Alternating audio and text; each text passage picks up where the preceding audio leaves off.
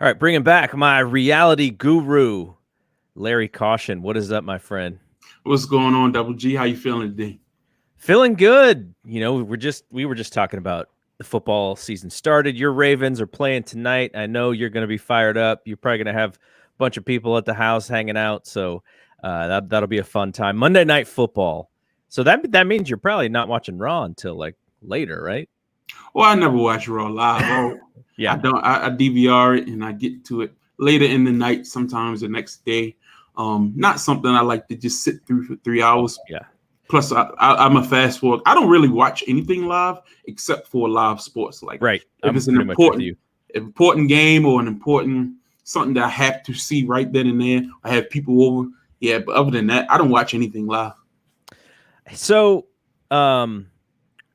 this is not a wrestling show, but I did have to ask you, what do you think about the rumors? Or actually, Big E tweeted that he was going to cash tonight. I don't know if that's actually going to happen, but he mentioned that he was going to cash tonight on Raw. I mean, I'm guessing a lot of this stuff has to do with the fact that AEW actually did a really good number and tied them, and will probably beat them eventually in the demographic, and because Monday Night Football, so they kind of got two things for reasons to have a really great show. So I'll be interested in if Big E actually cashes tonight. I didn't know that was the case. I know I watched SmackDown the other day, and he did like a promo where he kind of teased he could do it tonight or he could do it on Monday. Blah blah blah. I don't really buy into this whole. I mean, it was always my idea that he would cash in against Bobby Lashley. I Yeah, think that was like the clear, obvious thing to do. I never suspected him to cash in against Roman. Just didn't make sense from where they have the storylines going. But him against Lashley, they can do return matches. They can do different things with that. And I think that's a natural feud. As far as them doing it tonight, that's news to me. Whatever. It's Monday Night Football opening weekend, and not only is Monday Night Football on ABC, it's on ESPN. They have the simulcast on ESPN2 with Peyton and Eli. So it's going to take up a lot of the ratings tonight. So to me, yeah, it's okay to try to hook some viewers with a tease, but I suspect he'll act like he's going to do it and he doesn't do it. And if they do pull the trigger, it'll be dumb because it'll be like you got probably less people than ever watching the show. Because, I mean, I'm not saying the Ravens Raiders is the sexiest matchup, but again, when you have the show broadcasting on 3 ESPN, ABC networks, people are going to watch regardless. It's football. Yeah. All right, so we are here to talk about the challenge, and I think we've been through 5 episodes of this current season, and the first thing I wanted to ask you was, I don't even know how you felt about Double Agents last season's show, but does this seem like way more of like a fresh meat season than seasons in the past have? Like, there's so many new people, and even 5 episodes in, I'm thankful that they put the little Chiron on the screen to tell me their name, because I'm constantly forgetting who everybody is. If I'm going to be completely honest, and if you check out cautioncreations.com, my website, I recently did a review. It'll be up shortly where I talked about this in detail. To me, this is a complete miss. This entire season, I'm sorry. I know we got a few people from the past who have been fan favorites, like your CTs, your Nisas, your people like that, your Nanis, who people enjoy.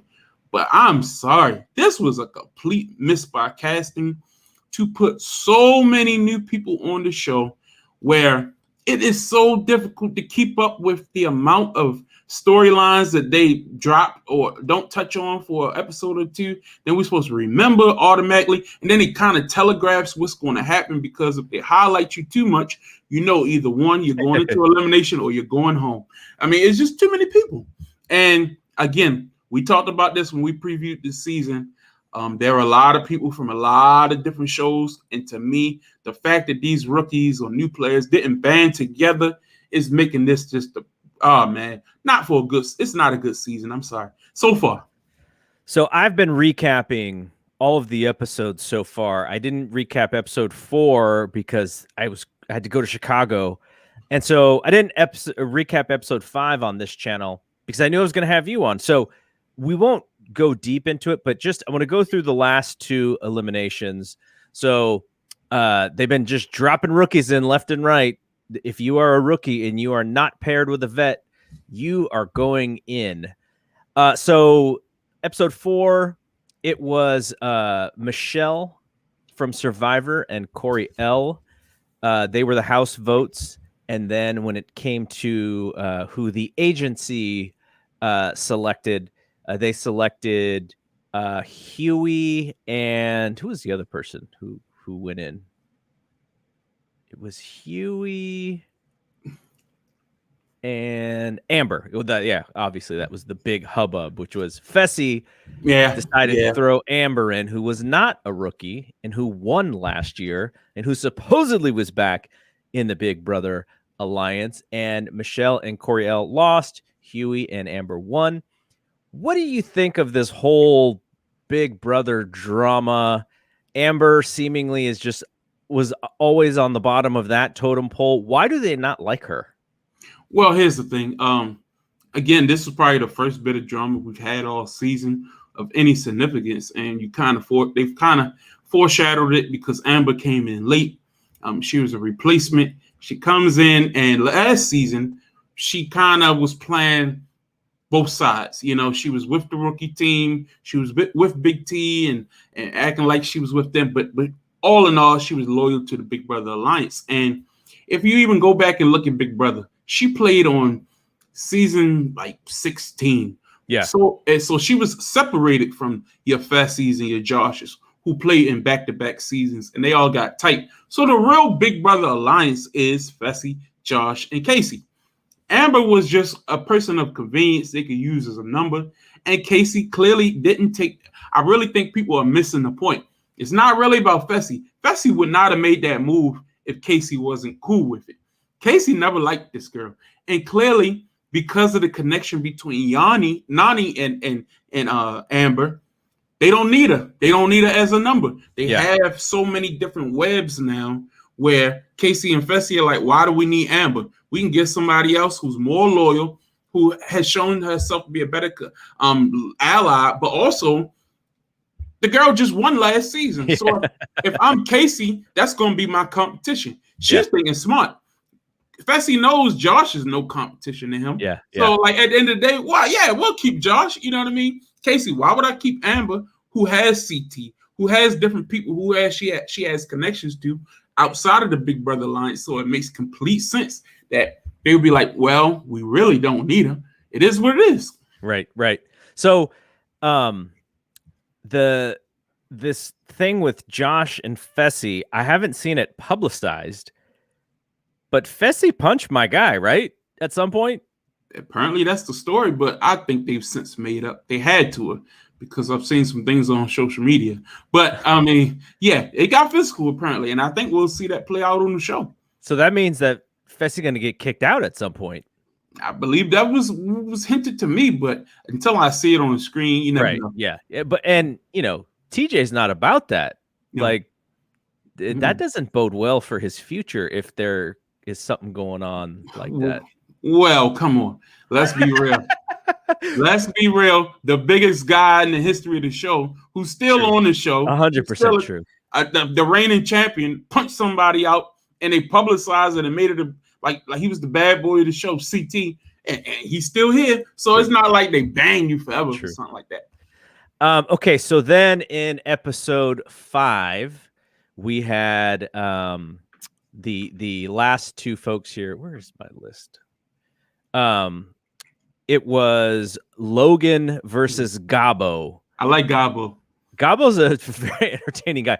I will say the one thing about the rookies are very entertaining. Now, I don't know if it's because they like to make fun of themselves, maybe for not being super smart, but you have Huey, you have Gabo, even Coriel. He was a firecracker. I really liked him. I wish he stayed on because, he reminded me of, he physically looked like to me. I was like, wait, how'd they get Tiger Woods on this show? But strong player, like athletic dude, just, he's got stuck with the rookies.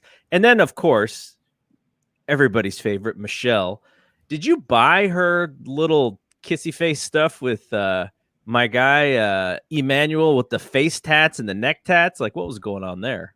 Apparently, I mean, again, I've seen some things, and apparently she got a thing from a man's. I didn't see it coming, but yeah, I mean, Michelle, sometimes she can do something. If Michelle wanted to be in with the veterans or something, she could have got in with the veterans. So Yeah.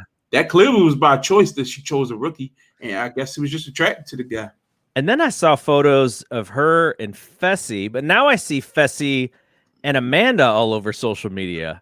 Yep, apparently they're items. Mm-hmm. And Amanda now hates Michelle. She did a little like Instagram live thing the other day, and she was like blasting Michelle for being two-faced and this and that. You got to look at the ulterior motive. This is Amanda we're talking about. They probably have some type of rival season coming up or something stupid. Amanda will blast anybody. Let's be real. So it doesn't take much for her to just go off on somebody's social media. So when it comes to the Logan and Gabo thing, what did you think of the strategy for Logan to just be like, I'm in, like, you guys are going to vote me in anyways. I'm in. And then all the veterans going like, oh yeah, it's a great idea. And then behind his back going like, what in the F are these rookies doing? This is why I've been frustrated with the season. Who volunteers themselves to be put up for elimination and just say, oh, I'm trusting you guys to put in the right guy that I want? They don't owe you anything. If they feel like you're a big competitor, why wouldn't I put you against somebody who could sing you out the door? Like, I just don't understand these fools, man. It's just like, and the fact that they added the twist where it didn't have to be a whole team versus a whole team. You could put somebody down there and just pick anyone to face them, and he could have just went home. What was he thinking? Oh, I want, and I must say this. I know you're a fan of Nani. I keep calling her Yanni for some reason. Why is everyone like, I want Nani. No, I want Nani. When has Nani become this prize piece to want to be a partner with? Have you ever seen Nani win anything? No. I do have a theory about this. I think Nani just makes people feel good about themselves. She does a really good job of getting that like face-to-face chat, the therapy session. Whenever they're down, she builds them back up. She's good for the chemistry in that way. I think that's why. And, you know, she's kind of like, she's challenge famous. Like if you're somebody who's been watching the challenge as a youngster, she's an attractive woman and she's challenge famous. But now, you know, I think she was, now that she's tied up with Casey, some of these dudes are probably like, that was, you know, I guess I don't have a shot at her. No, I'm going to give you my theory. It's a couple things. I get the whole challenge famous thing, but they've already established that a lot of these people have never watched the show. Right. Clearly. So, I mean, if you want to pick someone, you pick Tori. You pick someone who has won something, who has some athletic success in this show. But number two, I think some people knew that she's dating Casey. They knew that she's connected on so many levels. She's friends with other people in the veterans. And she has that Big Brother alliance backing her as well. Sure. So if you do have her as a partner, 9 times out of 10, you're not going to get voted into an elimination. You can go pretty far. So from that aspect, I do get the fact that, if I get her as my partner, we're going to be well insulated and we can go pretty far. But just on Nani on her own, outside of her relationship with Turbo, that one season when they were great partners together, I mean, she went pretty far with Johnny Bananas, but they didn't reach the final. Yeah. I've never seen her have any success. So what do you think about CT's gameplay so far? Staying under the radar, he even got power, and he was able to finagle it so that he didn't even actually have to make a decision.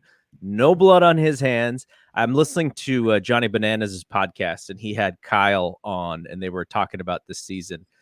I had no idea that so many of these people are like such good friends. Like everyone, like Wes and Johnny are now best friends. Kyle and Johnny are best friends. Like it's crazy. Like, you know, because they do such a great job competing against each other and looking like everyone's got heat. But they were basically saying like, you know, God, that son of a gun CT is how is he able to always make the situation the way that it is and never get anybody pissed off at him? And he's the biggest target in the history of the game, and he just keeps skating by. Well, he about to say, you asked me how is his game plan this year? It's the same game plan he has every year. He uses his athletic and mental prowess to win competitions, and his intimidation factor gets him by. I mean, because at the end of the day, do you want to be the person who goes into elimination to face CT? And if you do throw him in there, will he go? Will he come back and come after you, or who's going to go in there and beat him? I mean, it's actually the only time I would say that CT's played a bad game is when he's gotten out of that pattern, when he's gotten out of what his bricks and work. I think people don't see him as the threat that he used to be, but he's actually a bigger threat than he's ever been because his mental is just as strong as his physical. Yeah. And I think that's even this last week's challenge you saw, they won of math. It was math and a puzzle. That's what he excels at. He's a very brilliant young man. You know what I mean? So I think, like you was talking about Johnny and them, how they let him get by. Be honest, Johnny, how many times have you thrown CT in elimination? And how did you fare? He beat him before, but I'm just saying, CT gets by just like a lot of the veterans get by because of their reputation. So, are we ever going to see CT and Fessy go head up? That's what I want to see. The question would be, who would be the person in power who votes them both in? Yeah. Because one of them got to come back, and they normally will. And if they do come back, they'll be coming after you. If they do go head up, it'll be later in the game where the options are few and everyone else is basically exempt from elimination. Or say it's Fessy and one of his main allies or someone else, one of their main allies, and they decide, hey, that's not one of these two out. One of them got to go. I mean, that's the only way I see it happening because it just doesn't make sense politically if you're playing a smart game. And clearly, these people have prided themselves on playing the safest, smartest game possible 2 seasons in a row. Yeah. What do you think? I mean, Fessy's playing this thing during Ramadan, which is insane. I said that. I just made a big point about that the other day, and I like that they brought it up a few episodes ago, but I think that should be like a segment on every episode. We should be tracking how is he doing? Like, how is his body being able to bounce back and recover each and every week? Because to me, that's interesting. When I watch the challenge, I don't just watch just to watch the challenge. Sometimes, I ain't gonna lie to you, doing the actual challenges themselves, I don't want to watch the same heat over and over and over. Right. I like fast forward. I like the stories. I like the background. I like the interesting things that makes me want to get to know the actual individuals more. Mm-hmm. And I think that about Fessy is kind of endearing. And he came off as such a, arrogant, aloof last season that I think he needed something like this to have people, get to know him more, because I got to know him on Big Brother. And Big Brother Fessy and the challenge Fessy are two different people. He was the endearing goofball on Big Brother, and on here he comes off as the arrogant, cocky athlete. And it just, I think that Ramadan and, fasting and then going out there having to do the dailies and perform at this high level, and he's been pretty successful. I think it's an excellent feat on his part. So when it comes to the strategy of, because there's so many rookies, any rookies that get teamed up, we're throwing them in. The rookies have figured out, like, I need to find a vet. And then what happens is when they find their vet, then all of a sudden 2 rookies, like how long is it going to take for us to get it to where they're just not throwing rookies in every time? I think it's next week. I think it's one rookie team left. Yeah. And they had the mark man on them. So the question will be, who will go in to face them? I think it's kind of like there have been little nuggets along the season that have showed you that maybe Kyle isn't the most trustworthy. He might be one of the first to go. Nelson and Corey, they're in, but you can tell they're on the fringe. Like, it's going to be that move that's made, that Big T, she's on the outs of the veterans because she's quote-unquote a veteran, but she's still kind of new your tenure to the show. So it's going to be those type of players that are going to go get thrown in early on. But like, you looking for the big names, like the Big Brother people, it's going to be because they feel like it's not like you need a skull or anything to get into the final. Now you just got to outlast everybody. So to me, you won't see some of those big dogs go in until absolutely necessary. So we are both fans of Survivor. I kind of took a a few seasons off there, but I'm going to be back this season. And there's lots of Survivor players in this game. I'm trying, like, I feel like Survivor is probably the mentally harder game. Physically, it's not as hard because, you just literally, it's just about being able to, whether or not you have food or whatever. There's some stuff with weather that you have to deal with, but it does seem like it is so mentally taxing.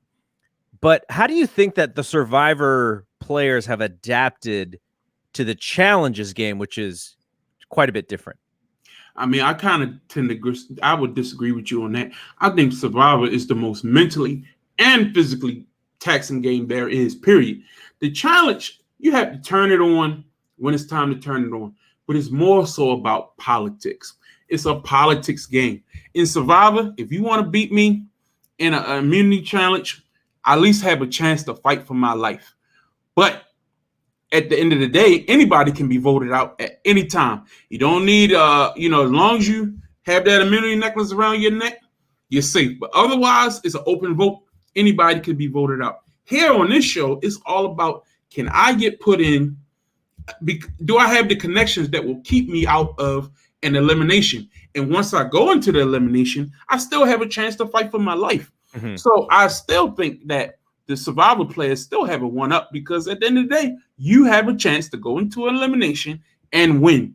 And if you have any type of athletic prowess or mental capabilities, you should have a chance. So I've liked how some of the Nigerian survivors have played. I like how some of the more, I think the one guy's from, I can't remember what country it is, Emmanuel.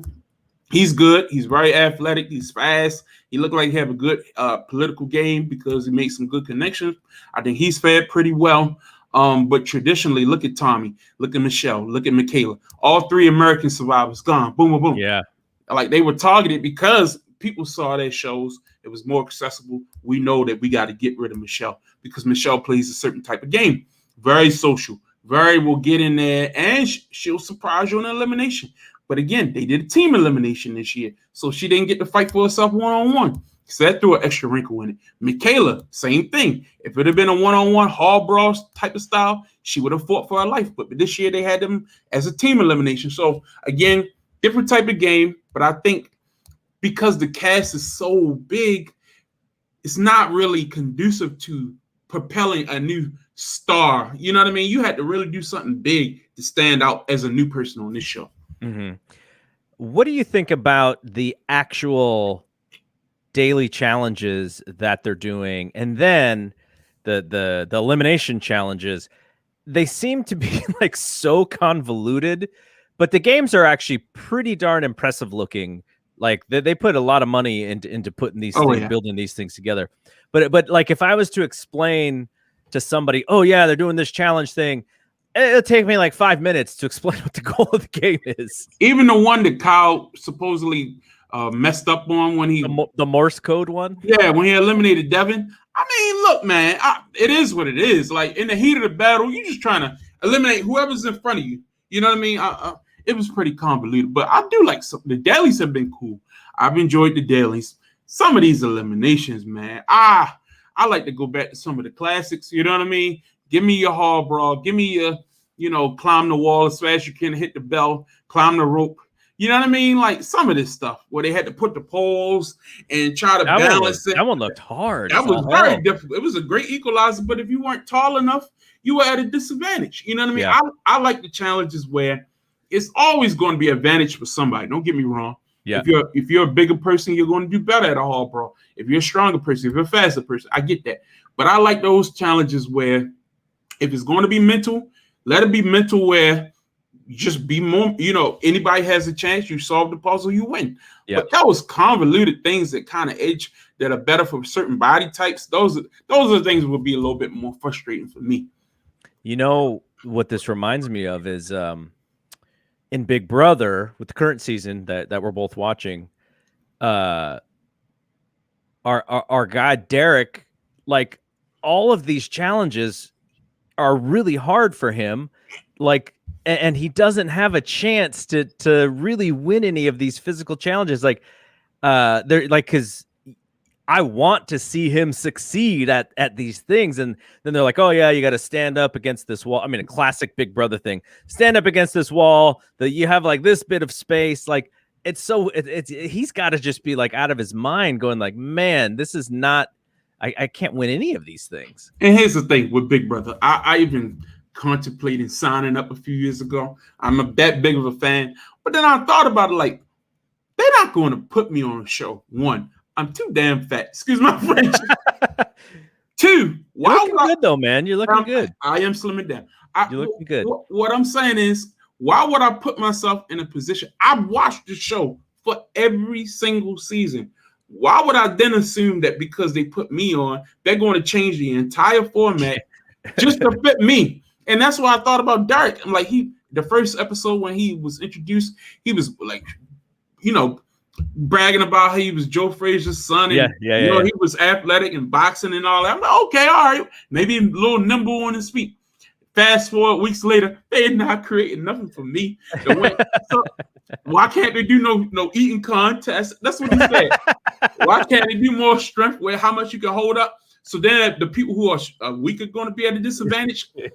The reason why Big Brother has mental and physical competitions is you have a chance. If you're not that good physical HOHs, they got plenty of ones where you got to hit a buzzer or you got to answer A and B or answer. Remember, like, everyone has a chance. I don't want to hear none of that. I don't want to hear it. Yeah. All right. So do you have you told me last time you kind of know what's going on. So I don't want you don't have to say anything about that. But do you have a sense of who you think MTV is trying to present and push into that next level of stardom? There's, we mentioned CT, Johnny, Wes. I sense, I'll tell you who I think. I feel like they're trying to push Devin and Tori into this next generation so that when those guys come back, people are like, oh, the big star comes back. But do you sense that, or are there other people that you think that they're trying to, make stars of this show? I mean, I think if they had their way, Kyle would be better at the in-game competitions, and he would be like the big, funny, smart guy. Devin is the strategist. Devin is the new West. You know what I mean? That's what they want. Devin has been being groomed for that position for quite some time now. You got your Josh. I don't know what I don't see it, but they love him. You know what I mean? He's a dramatic guy. Yeah, he's emotional. He gives them good confessionals.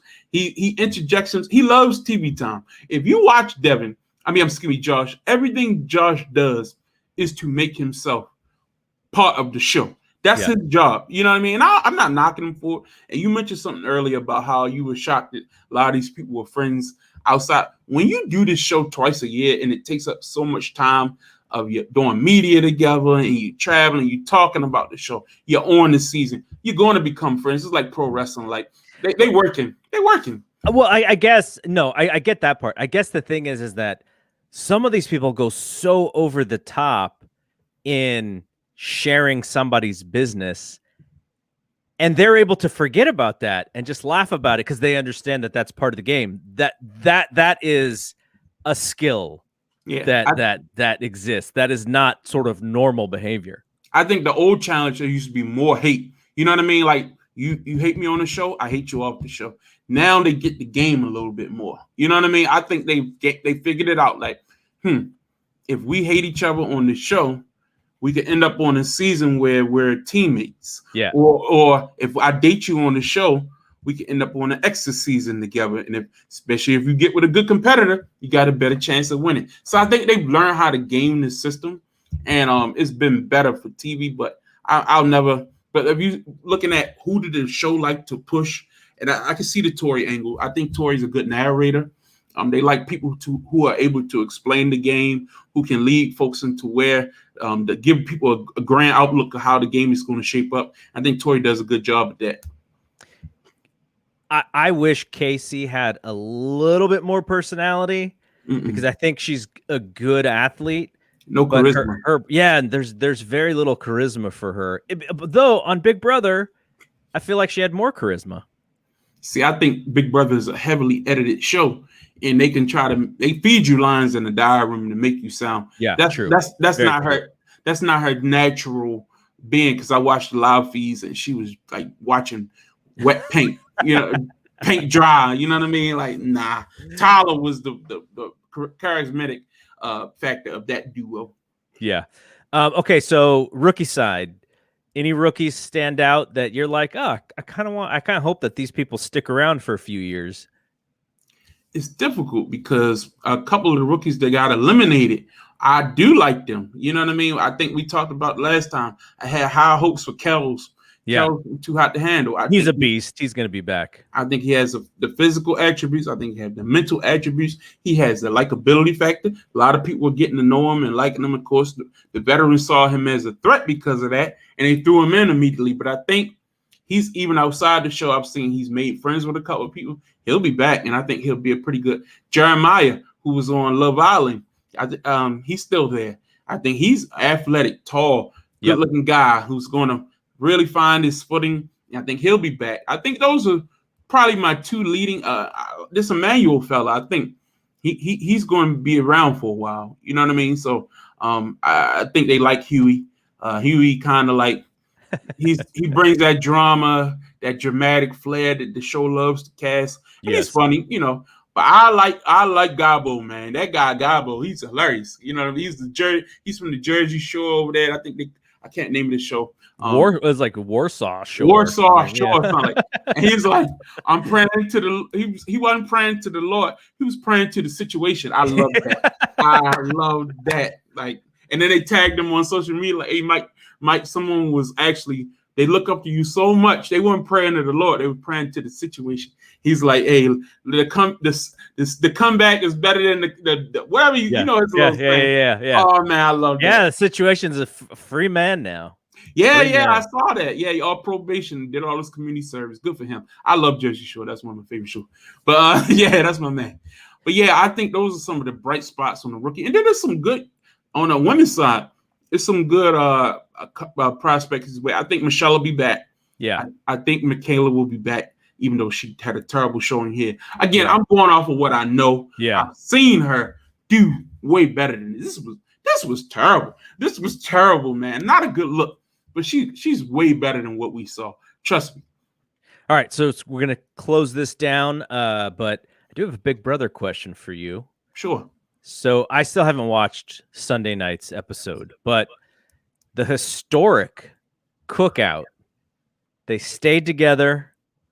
They did not, I guess, play selfishly when they could have.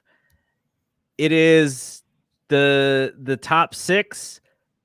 Where do you see this thing going now? Now it's kind of like, their whole goal was to get the 6 of them together, and now it's a free-for-all. Where do you see this going, and who is your prediction to win Big Brother? Let me say this. I have been watching reality TV forever, and this was probably the most fun I've had watching a show ever.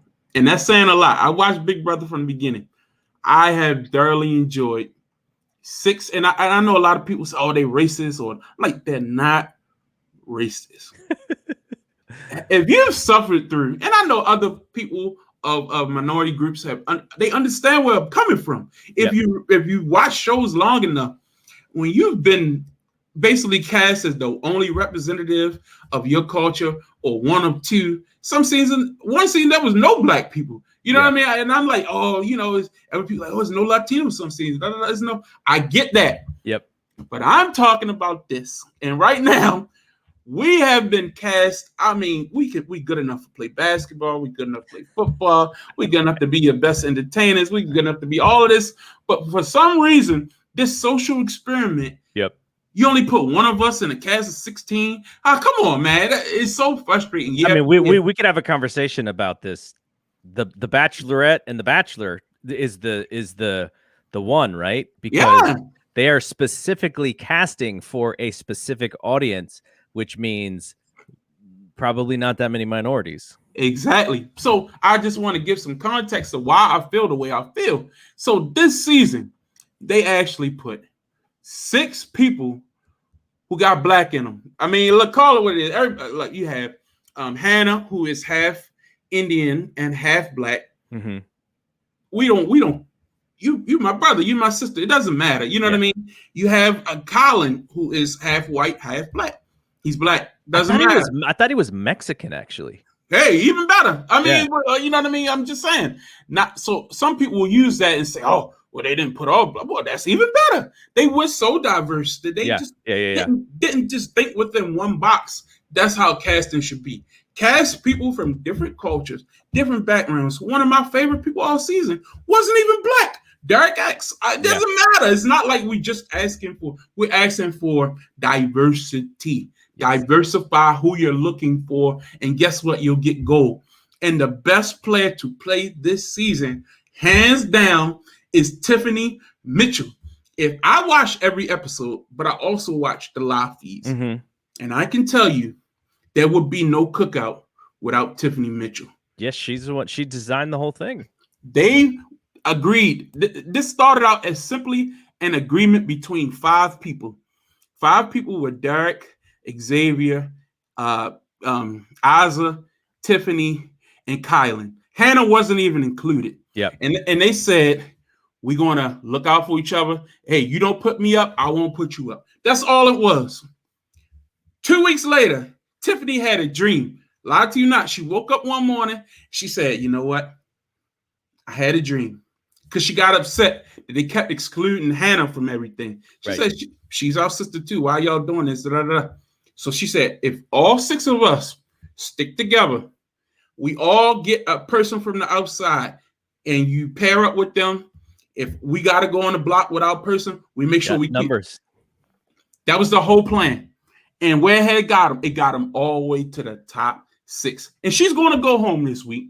She's losing the game because she chose to lose the game. Not because she didn't have a game set up, because she had so many avenues. She could have kept Christian in the house, who was loyal to her. She could have kept Derek X in the house, who was loyal to her. Claire in the house, who was loyal to her. She had so many things that she could have chose over the cookout had she chosen to, but she didn't because she stayed loyal to her word. And in the end, they're going to vote her out because they realized she played the best game. We got to get rid of her or she's going to win. So the best player will not win this season, which happens a lot on reality TV. It is what it is, but she will be the most iconic and revered person to play Big Brother 23, and she'll go down in history as one of the greatest players of all time. And the person who was going to win this season, the way it's set up, will be Xavier. And Xavier's played a great game. But for him to try to act like he didn't play a selfish game, he's lying. He's being disingenuous. He never wanted Christian to go home. He fought against it. He never wanted Alyssa to go home. His dream scenario would have been for Alyssa to have been the last person, and then she win that HOH and then break up the cookout before it even happened, and then he could have tried to go to the end with her. That was his dream scenario. It didn't happen. But begrudgingly, Derek F, Big D, he couldn't stand Tiffany the whole time, and that's what made the cookout work, because people from the outside look like, how could these two ever be in alliance together? It can't be true. They hate each other.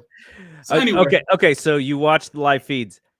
Did nobody catch on? Because they made it seem like Alyssa was the dumbest person alive, and she was like, "Oh, we could be all minorities going to the." She never caught on. To the day she was evicted, she never caught on because she was so blinded by the fact that, again, they openly saw Derek and Tiffany argue. Yeah, he called her every name in the book. You know, it was just like they would never work together. Aza and Tiffany, they butt heads all the time. Yeah, they would never work together. But nobody never suspected. Yeah, they suspected that Hannah and Tiffany and Colin may be working together. Yeah. Then they thought Colin was with Sarah Beth, so that didn't work out. Xavier is so tight with Alyssa. She just knew that Xavier would tell her. You know what I mean? Like, clue me in on it. It was perfectly set up where you could maybe think 2 or 3 of them working together, maybe even 4, but not all 6. And it always worked out where they had the votes. No matter who was on the block, As long as it wasn't two of them up there, they were going to never go home. So it worked out. All right. I know this was supposed to be about the challenge, but whenever I have Larry on, I got to ask him about some other stuff because he's the one that knows. He's the reality guru. Thank you, Larry, for hanging out and for doing this. We're going to catch up at some point as we get closer to probably closer to the midpoint of I'll ask you back on. But yeah, thank you for doing this. So for Larry, I'm Double G. See you when we see you. Peace out.